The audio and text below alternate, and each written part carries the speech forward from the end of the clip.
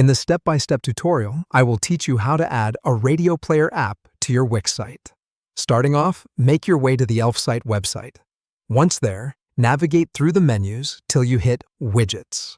From there, zero in on the Audio section where you will find and select Radio Player.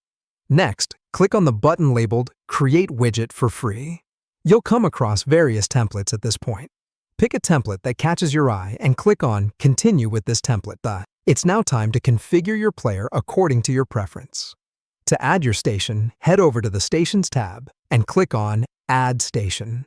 This is where you will drop in your station's streaming link, add a catchy title, and even upload an image if you want to.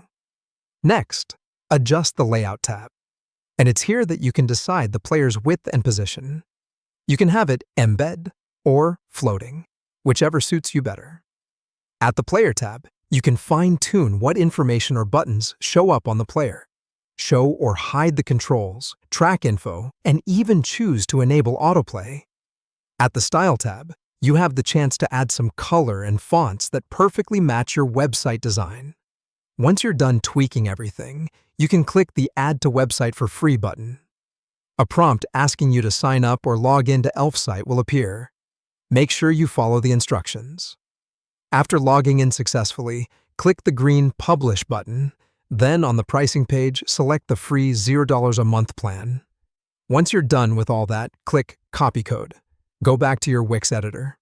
On the left-hand menu, click the Add Elements option. From the ensuing list, click on Embed Code. Then select Embed HTML. You'll see an empty box crop up on your page. Click the Enter Code button on the new HTML box and paste the code you copied from Elfsight in the text box. Now click Update and voila! Your radio player will appear. Finally, make sure to resize the HTML box by dragging its corners so the entire player is visible on your page.